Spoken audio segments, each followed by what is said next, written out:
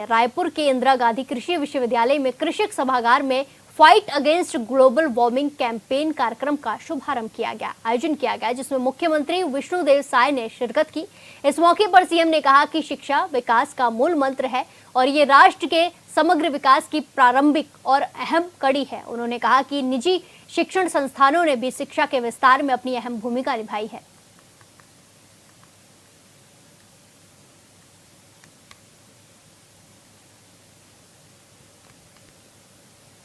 प्रदेश की ऊर्जाधानी कोरबा स्थित सरस्वती शिशु मंदिर परिसर में कार्यक्रम का आयोजन किया गया जिसमें सीएम साय ने बच्चों के लिए नवनिर्मित केशव भवन का लोकार्पण किया। इस अवसर पर उन्होंने कहा कि ये भवन शिक्षा, संस्कृति और संस्कारों का अहम भवन होगा।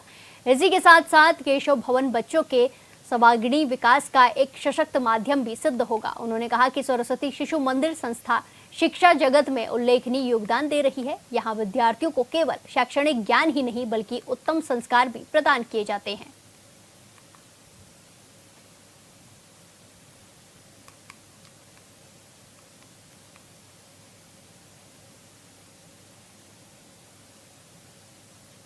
प्रदेश कांग्रेस अध्यक्ष दीपक बैज सुकमा आईईडी ब्लास्ट में शहीद हुए एएसपी आकाश राव गिरपुंजे के घर पहुंचे, जहां उन्होंने शहीद को श्रद्धांजलि अर्पित कर परिजनों को अपनी संवेदनाएं प्रकट की। इस मौके पर उन्होंने कहा कि शहीद आकाश राव का छत्तीसगढ़ की माटी के लिए दिया गया बलिदान हमेशा याद रहेगा।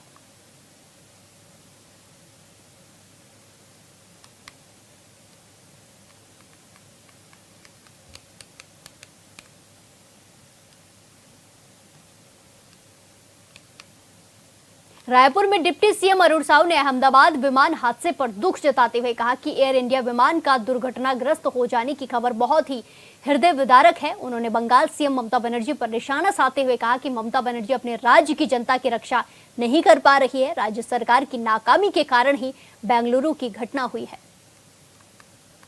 अहमदाबाद में एक बहुत ही हृदय विदारक दर्दनाक घटना की खबर आई है। लंदन जाने वाली एयर इंडिया की विमान जो है क्रैश हुआ है और जैसा बताया जा रहा है कि 242 लोग उसमें सवार थे। बहुत ये हृदय विदारक दर्दनाक घटना है। बचाव दल जो है वहां पर पहुंच गया है, तत्परता से कार्यवाहियां हो रही है। उम्मीद करते हैं कि बहुत जल्दी घटना की बहुत वस्तु स्थिति पता चलेगी। अहमदाबाद इसी के साथ खबरों में आगे बढ़ते हैं। राजस्थान के सीकर स्थित खाटू श्याम जी पावन नगरी में अंतर्राष्ट्रीय द्वितीय अग्र विभूति अलंकरण समारोह आयोजित हुआ जिसमें रायपुर सांसद बृजमोहन अग्रवाल ने शिरकत की। इस भव्य आयोजन में देश विदेश से आई विशिष्ट अग्रजनों को सम्मानित किया गया।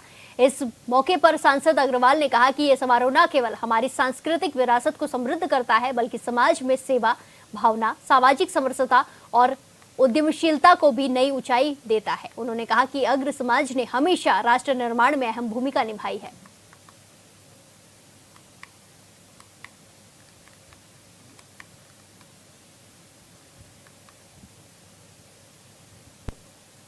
मोदी सरकार के 11 साल पूरे होने पर बलिया में मंत्री दयाशंकर सिंह ने मुफ्त में राशन से लेकर माचिस तक देने के सवाल पर फख्र जताया। उन्होंने कहा कि देश विकास कर रहा है। वहीं सपा के राष्ट्रीय अध्यक्ष अखिलेश यादव के पीटीए को लेकर उन्होंने बयान दिया। मंत्री ने कहा कि समाजवादी पार्टी में 24 पद मुलायम सिंह के परिवार के लिए आरक्षित हैं।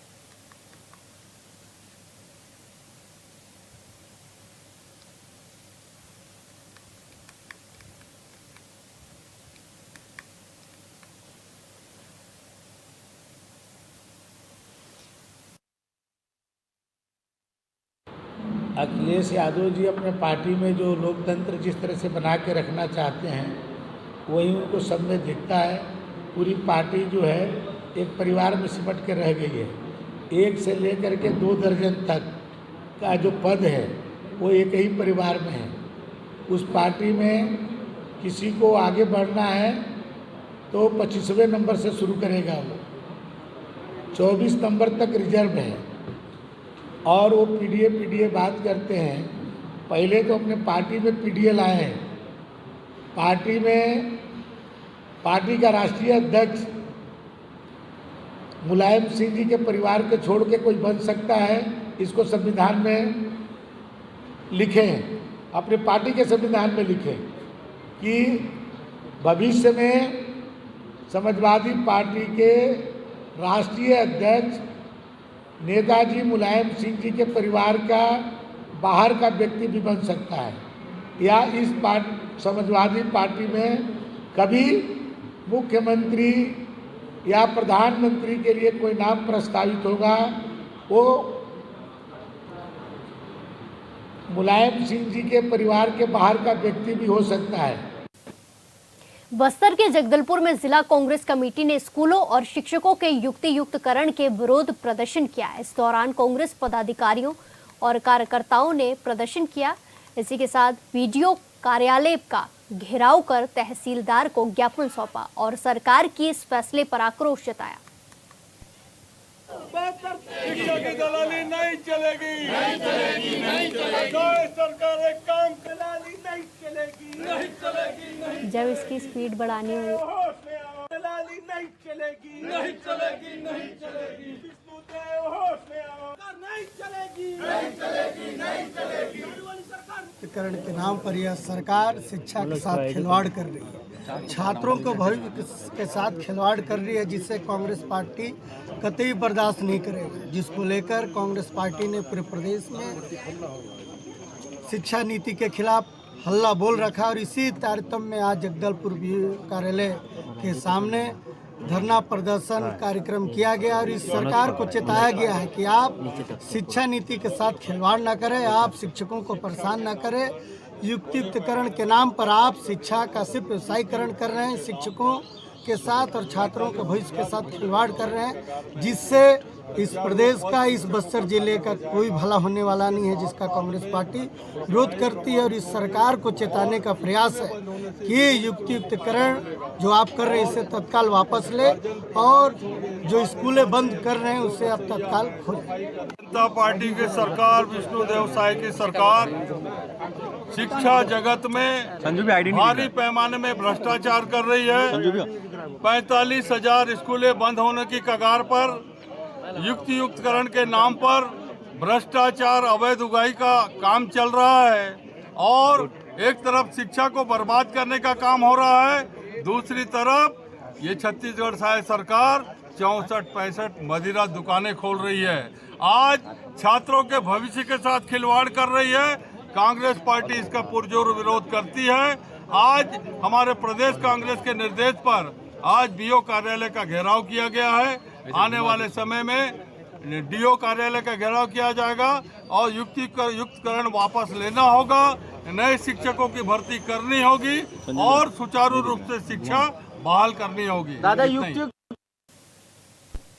प्रदेश कांग्रेस अध्यक्ष दीपक बैज ने पूर्व केंद्रीय मंत्री और आदिवासी नेता अरविंद नेताम, मंत्री केदार कश्यप, सांसद महेश कश्यप को मानहानि का नोटिस भेजा है। सभी से 15 दिनों के अंदर उनके वकील ने नोटिस भेजकर जवाब मांगा है।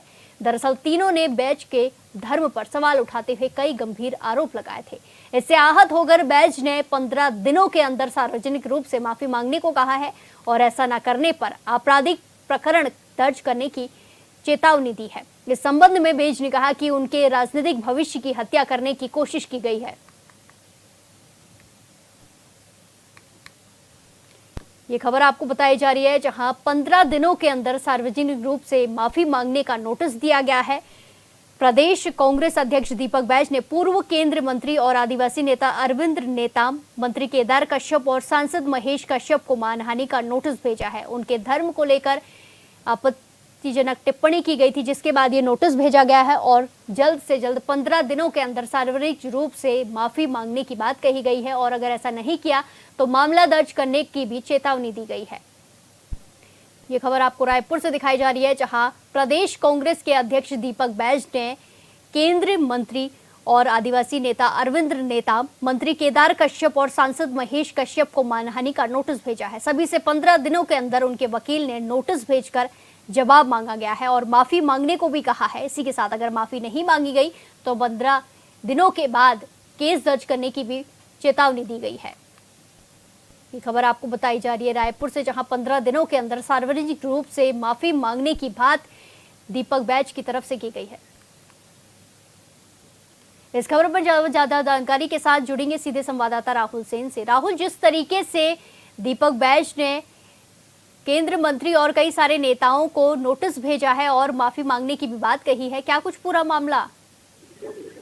देखिए, मैं आपको प्रिया जी बताना चाहूंगा कि ये जो नोटिस भेजा गया है दीपक बैज पीसीसी कांग्रेस छत्तीसगढ़ के द्वारा भेजा गया है। नागपुर जाने के बाद आरएसएस के सम्मेलन में इन मंत्रियों ने और एक नेताओं ने ये टिप्पणी कही थी कि कहीं दीपक बैज ने अपना धर्म परिवर्तन करवा दिया है, क्या वो ईसाई बन गए। इसी के तहत दीपक बैज ने उन सबके ऊपर मानहानि का नोटिस भेजा है, साथ में आपराधिक प्रकरण भी दर्ज कर चुका है और साफ तौर पे ये कहा है कि 15 दिन के अंदर में अगर ये तीनों जो इसमें जो केंद्र मंत्री है और जो सांसद अगर सार्वजनिक तौर पे उनसे माफी नहीं मांगेंगे तो उनके ऊपर में वो आपराधिक प्रकरण दर्ज करवाएंगे। जी बिल्कुल, जिस तरीके से कितने लोगों पर ये केस दर्ज किया गया है, यहाँ पे 3 नाम सामने आ रहे हैं, ऐसे कितने लोग हैं जिनके ऊपर, जिन नेताओं के ऊपर ये केस दर्ज किया गया, ये मानहानि का नोटिस दिया गया है और उनसे माफी मांगने की बात कही गई है?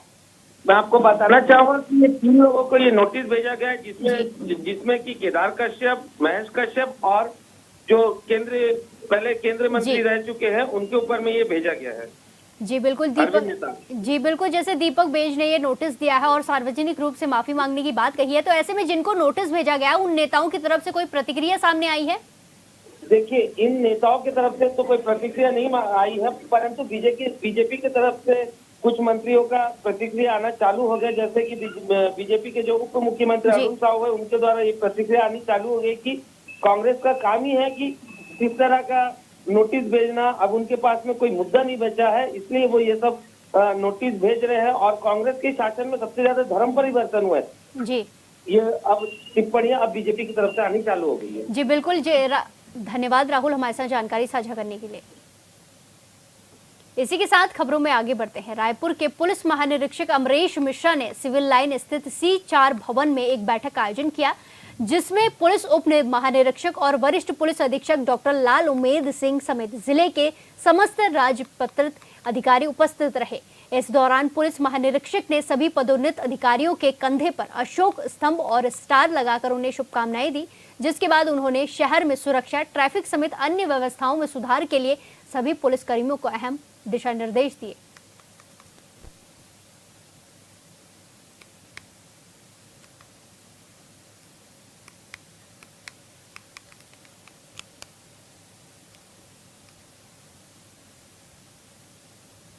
रायपुर की धमतरी पुलिस ने संवेदनशील क्षेत्रों, गलियों, मोहल्लों से सघन पेट्रोलिंग और चेकिंग अभियान चलाया। इस दौरान पुलिस ने अनावश्यक नशाखोरों, चाकूबाज और देर रात बैठकर अड्डेबाजी करने वालों को चेतावनी दी और कहा कि दोबारा दिखने पर कार्रवाई की जाएगी।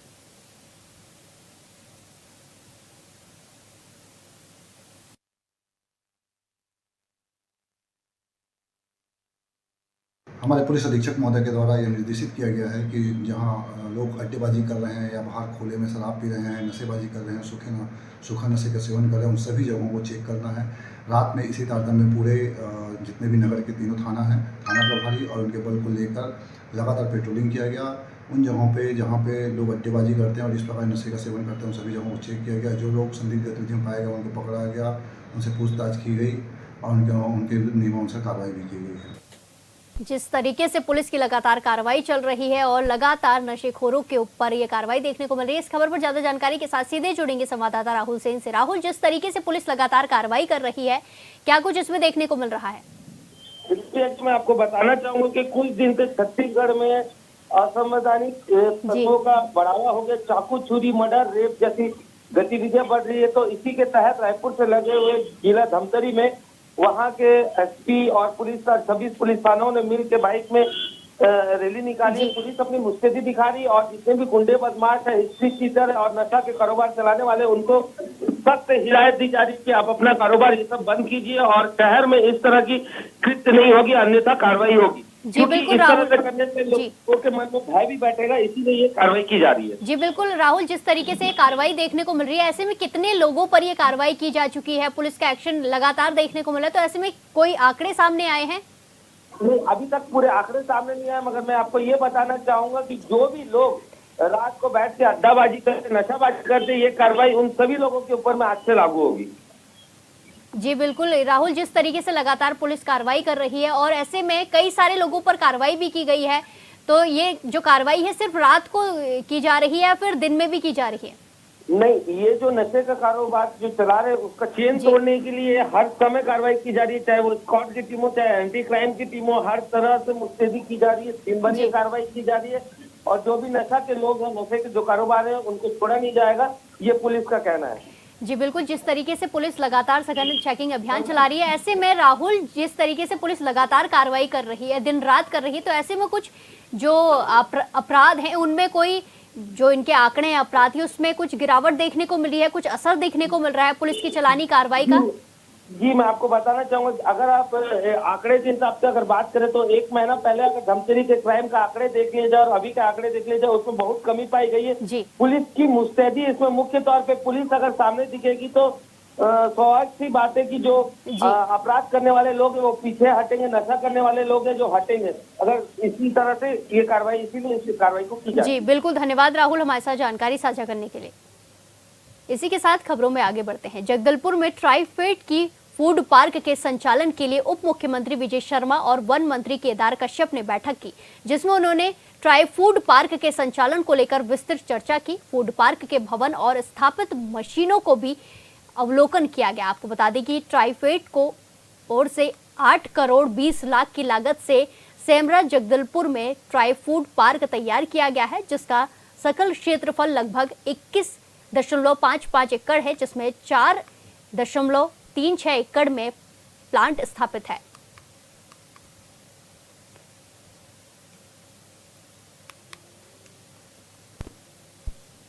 सुकमा जिले में एक बार फिर सुरक्षा बलों ने बड़ी कार्रवाई करते हुए 2 नक्सलियों को ढेर कर दिया है। कोकानारा थाना क्षेत्र में डीआरजी की टीम ने सर्च ऑपरेशन के दौरान नक्सलियों की मौजूदगी की सूचना पर कार्रवाई की। इस मुठभेड़ में 5 लाख का इनामी एलओएस कमांडर बमन मारा गया है। साथ ही एक महिला नक्सली भी ढेर हो गई है। वहीं मौके से एक इंसास राइफल, 12 बोर बंदूक और भारी मात्रा में विस्फोटक सामग्री बरामद की गई है।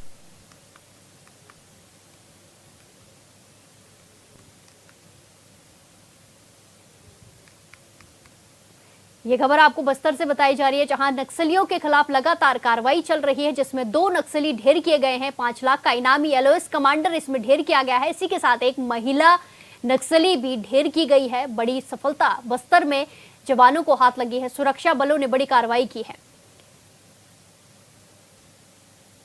इस खबर पर ज्यादा जानकारी के साथ सीधे जुड़ेंगे संवाददाता कृष्णा पटेल से। कृष्णा, जिस तरीके से लगातार सुरक्षा बलों का एक्शन देखने को मिल रहा है और अभी सफलता हासिल हुई है, 2 नक्सलियों के ढेर होने की खबर है, क्या कुछ आगे अपडेट देखने को मिल रहे हैं? जी बिल्कुल, मैं आपको बताना चाहूंगा कि सुकमा जिले के पुसगुन्ना मुठभेड़ में 2 हार्डकोर माओवादी, एक महिला और एक पुरुष के शव को जवानों ने बरामद किया गया है। मैं आपको बता दूं कि जवानों के लिए एक बड़ी सफलता है, जिसमें 5 लाख रुपए के इनामी पेदाराम एलओसी कमांडर कटे कल्याण एरिया कमेटी का एसीएस रहा, जो बामन निवासी चिकन पाड़ का कटे कल्याण जिला दंतेवाड़ा में ये मारा गया है। और इनके पास से एक इंसास, 1 नग भरमार हथियार एवं भारी मात्रा में विस्फोटक पदार्थ नक्सल सामग्री बरामद किया गया है। दरअसल मैं आपको बता दूं कि केंद्रीय गृह मंत्री अमित शाह ने ऐलान कर रखा है कि मार्च 2026 तक नक्सलवाद को पूरी तरह से समाप्त करना है। इसके चलते बस्तर संभाग के हर एक जिले पर एंटी नक्सल अभियान संचालित किया जा रहा है और जवानों को एक के बाद एक बड़ी सफलता मिल रही है। जी प्रिया। जी धन्यवाद कृष्णा हमारे साथ जानकारी साझा करने के लिए।